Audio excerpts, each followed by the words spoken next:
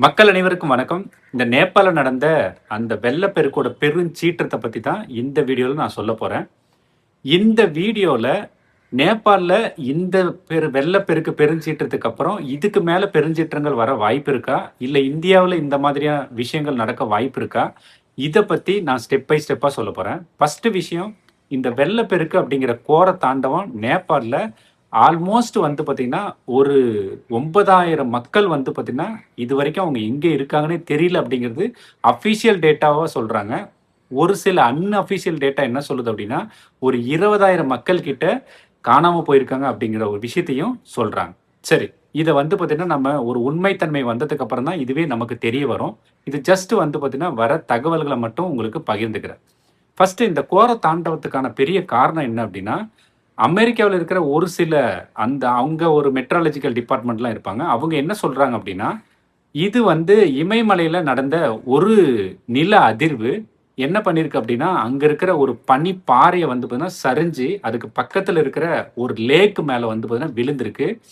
அந்த பனிப்பாறையோட water plus அந்த லேக்ல இருந்த வாட்டர் எல்லாம் சேர்ந்து, அங்க இருக்கிற கற்கள், அதுக்கப்புறம் மண்ணு, அங்க இருக்கிற வந்து பார்த்தீங்கன்னா, மரம், செடி, கொடி எல்லாமே சேர்ந்து வந்து பார்த்தீங்கன்னா, ஒரே நேரத்தில வரும்போது, யூசுவலா வந்து பார்த்தீங்கன்னா, அந்த ஆறு போற அந்த வழியில வந்து பார்த்தீங்கன்னா, யூசுவலா எவ்வளோ வாட்டர் வருமோ, அத விட ஒரு 20 மடங்கு வாட்டர் வந்து பார்த்தீங்கன்னா, அதிகமா வரும்போது அங்க என்ன நடக்கும்?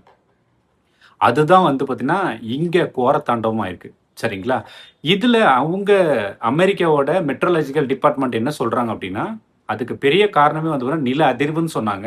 அதுக்கப்புறம் இப்ப வர டேட்டால அவங்க என்ன சொல்றாங்க அப்டின்னா, அங்க வந்து பார்த்தீங்கன்னா, நம்மளோட வானிலை வெப்பநிலை காரணமாக, நம்மளோட வானிலை வெப்பநிலை வந்து அதிகரிக்குது பார்த்தீங்களா? அதனால என்ன நடந்திருக்கு அப்டின்னா, அந்த இமயமலையில இருக்கிற அந்த பனி பாறைகள் வந்து பார்த்தீங்கன்னா, அது உள்ளுக்குள்ளேயே உருகி, அது வாட்டர் தேங்கி, அங்க வந்து பார்த்தீங்கன்னா, ஒரு கிட்டத்தட்ட வந்து பார்த்தீங்கன்னா, 1 கிலோமீட்டர் 200 மீட்டர் அளவுக்கு வந்து பார்த்தீங்கன்னா, ஹைட்டா இருக்கிற ஒரு பனி பாறை வந்து பார்த்தீங்கன்னா, பக்கத்துல இருந்த அந்த லேக் மேல விழுந்து, அதுக்கப்புறம் அது கூட சேர்ந்து அங்க இருக்கிற மரம், செடி, கொடி எல்லாம் சேர்ந்து வரும்போது தான் இப்படி ஒரு பெருஞ்சீற்றம் நடந்துருச்சு.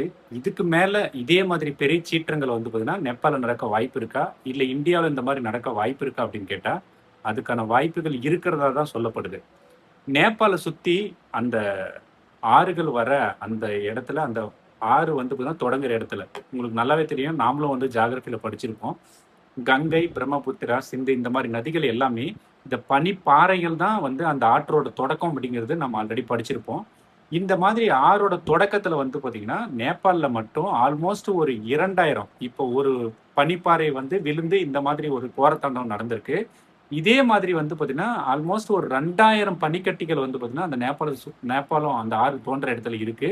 அதுல வந்து ஒரு 21 ஓகேவா? ஒரு 21 ஆ அந்த பனி பாறைகள் வந்து எப்ப வேணா விழலாம் அப்படிங்கிற ஒரு சிச்சுவேஷன்ல இருக்கு. நம்ம கேள்விப்பட்டிருப்போம். இந்த பெருஞ்சீற்றத்துக்கு அப்புறம் வந்து பார்த்தீங்கன்னா, திரும்பவும் இதே மாதிரியான பெருஞ்சீற்றம் வந்து பார்த்தீங்கன்னா, அந்த ஆறு ஓடுற அந்த வழியிலேயே வரதுக்கு வாய்ப்பு இருக்கு. அப்படிங்கிறதையும் வந்து பார்த்தீங்கன்னா, அந்த தகவலும் வந்துட்டு இருக்கு.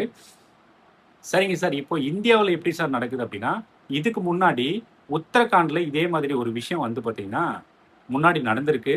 இதே மாதிரியான பனிப்பாறைகள் இருக்கிற இடத்துல, நம்ம இந்தியாவுக்கு வர ஆறுகள் இருக்கு பார்த்தீங்களா? அந்த இந்தியாவுல நுழையிற ஆறுகள் கூட வந்து பார்த்தீங்கன்னா, அந்த பனிப்பாறையில தான் ஆரம்பிக்குது. இந்த மாதிரி பனிப்பாறைகள் வந்து பார்த்தீங்கன்னா, வெடிக்கும்போதோ, இல்ல அங்கிருந்து சரிஞ்சு விழும்போதோ, இந்த மாதிரி சீற்றங்கள் வந்து நடக்கிறதுக்கான வாய்ப்புகள் கண்டிப்பா இருக்கு. அது இல்லன்னு நான் சொல்லவே மாட்டேன்.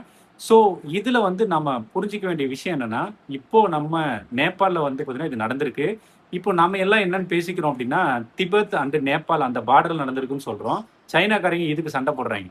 "நீ ஏன் திபெத்ன்னு சொல்றீங்க? சைனா அண்ட் நேபாள் அந்த பார்டர்ல நடந்திருக்குன்னு சொல்லுங்க" அப்டின்னு சொல்லிட்டு இப்படி ஒரு பொலிட்டிக்கல் கான்ட்ரோவர்சி வந்து பார்த்தீங்கன்னா, அவங்க கிரியேட் பண்ணிட்டு இருக்காங்க. இப்போ இதுல நம்ம கத்துக்க வேண்டிய விஷயம் என்ன அப்டின்னா, இந்த மாதிரியான பெருஞ்சீற்றங்கள் வந்து பார்த்தீங்கன்னா, மழை இந்த கிளவுட் பர்ஸ்ட் ஒரே இடத்துல வந்து பார்த்தீங்கன்னா, மழை வந்து பார்த்தீங்கன்னா நெறைய பெய்யும்போது இந்த மாரி நடக்கிறத நம்ம கேள்விப்பட்டிருக்கோம்.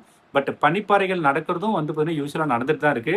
இந்த மாதிரி பனிப்பாறைகள் சரிஞ்சு, இல்ல பனிப்பாறைகள் வெடிச்சு, இந்த மாரி நில அதிர்வுகள் ஏற்பட்டு, இந்த பனிப்பாறைகள் வந்து பார்த்தீங்கன்னா விழுறதுனால இந்த மாதிரி பெருச்சீற்றங்கள் நடக்குது அப்படிங்கிறது நமக்கு நல்லா தெரிஞ்சிருச்சு.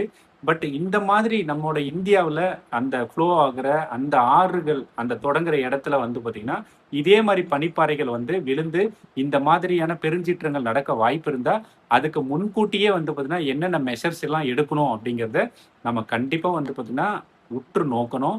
இதை கவர்மெண்ட் வந்து பார்த்தீங்கன்னா கண்டிப்பாக இந்த மாதிரியான மெஷர்ஸ்மெண்ட் எடுக்கணும். ஏன்னா நேபாளில் வந்து பார்த்தீங்கன்னா ஆல்மோஸ்ட் வந்து பார்த்தீங்கன்னா ஒரு 9,000 பீப்புள் வந்து பார்த்தீங்கன்னா எங்கே இருக்கிறாங்கன்னே தெரியல. அன்அஃபிஷியலாக வந்து பார்த்தீங்கன்னா 20,000 பீப்புள் எங்கே இருக்காங்கன்னே தெரியல அப்படிங்கிற மாதிரி சொல்கிறாங்க. இது வந்து பார்த்தீங்கன்னா எந்தவித முன்னறிவிப்புமே இல்லாமல் நடந்ததுனால தான் இந்த சேதத்துக்கு மனித சேதத்துக்கு மிகப்பெரிய காரணம். இதை முன்கூட்டியே கணிச்சு ஒரு 1/2 அன் அவர் முன்னாடி கூட இந்த மாதிரி ஒரு பெருஞ்சீற்றம் வந்து பார்த்தீங்கன்னா இந்த ஆற்று வழியா இவ்வளோ தண்ணி வரப்போகுது, இந்த மாதிரி ஒரு பெருஞ்சீற்றம் வரப்போகுதுன்னு சொல்லியிருந்தா கண்டிப்பா அந்த ஆற்றுக்கு பக்கத்துல இருக்கிற மக்கள் எல்லாமே பாதுகாப்பான இடத்த நோக்கி போயிருப்பாங்க. அந்த எந்த ஒரு முன்னறிவிப்புமே இல்லாம போனதுனால தான் இதுக்கு வந்து பார்த்தீங்கன்னா இவ்ளோ மக்கள நம்ம பலி குடுத்துருக்கோம் அப்படிங்கிறத நம்ம வந்து மறுக்கவே கூடாது. ஸோ இந்த இன்ஃபர்மேஷன்ஸ் உங்களுக்கு பிடிச்சிருந்தா நம்ம சேனலை சப்ஸ்கிரைப் பண்ணிக்கோங்க. இந்த வீடியோக்கு ஒரு லைக் பண்ணிட்டு இது யாருக்கெல்லாம் தேவைப்படுதோ அவங்களுக்கு ஷேர் பண்ணி விடுங்க. தேங்க் யூ ஃபார் வாட்சிங் திஸ் வீடியோ.